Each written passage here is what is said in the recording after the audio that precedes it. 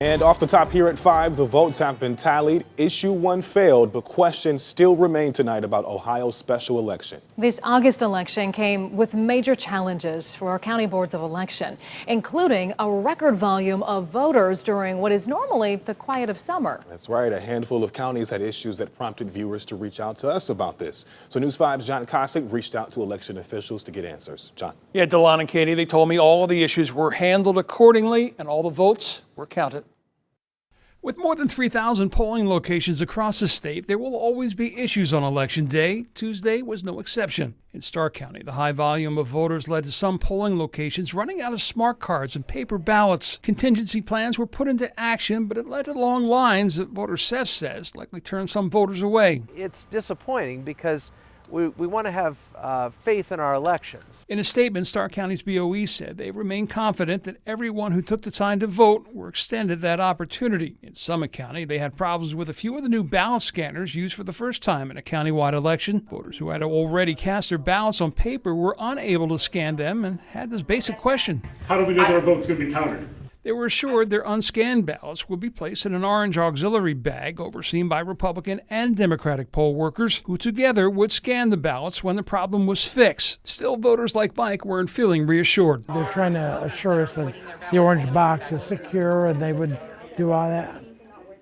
Personally, I don't trust that. I'd much rather come in, place my vote, and have it scanned properly. A short time later, the problem was resolved and the votes scanned by, again, the bipartisan team of poll workers. I like to look at those stories and say those are actually success stories, not failures, because we did have backup plans in place. We executed those plans. Aaron Ackerman heads the bipartisan Ohio Association of Election Officials. He says the election as a whole went smoothly given everything election officials were up against between staging the election last minute, while at the same time going over the signatures on the petitions needed to put the abortion and marijuana questions on the November ballot. It's hard for people to understand and fathom what it looks like to have 1 million signatures dumped in your lap for those 2 statewide petitions and then have to check those right in the throes of conducting this very large statewide election. He's seen a rise in voter concerns about how elections are run, not just since 2020, but really dating back to the Bush-Gore race in 2000. He says those concerns about making sure all votes are properly counted are actually not an obstacle, but an opportunity, a chance to educate the public just how elections are bipartisanly run and why they should be confident in the results. So yeah, it's definitely been more challenging, but that's also an opportunity for us to kind of illuminate the public as to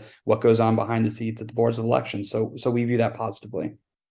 And we've reached out to Stark County and are waiting to hear more from them about their election day issues. Okay, one quick note here, John. I heard you mention the 2000 election, but also 4 years later, people may remember there were issues in 2004, and those issues led to changes statewide? Yeah, right. That's the year you'll remember President Bush was running for re-election against John Kerry. We had long lines in the rain here in Cuyahoga County, not enough voting machines, forcing polls to stay open late.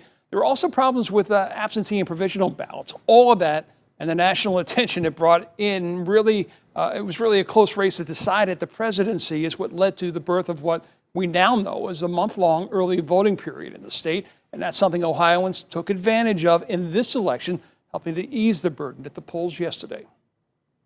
John, thank you so much. I really appreciate you looking into all of that, explaining it, and clearing everything up. All right, John mentioned a little bit of this, but let's dig into it more. A closer look at the tight timeline Ohio County Boards of Elections were working with to make this August special election happen. State lawmakers set this special election on May 10th, just 3 months ahead of time. The ballot board approved the wording of Issue 1 on May 18th, but the state Supreme Court ordered it rewritten on June 12th, just 11 days before absentee ballots were to be mailed to Ohioans living and serving overseas. 4 weeks of early in-person voting and vote by mail began on July 11th.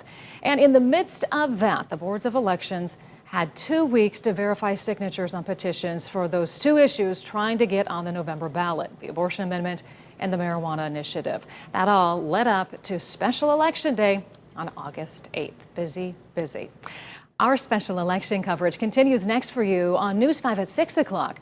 Our Columbus Bureau reporter Morgan Trout taking a closer look at the breakdown of the yes and no votes on Issue 1 across Ohio.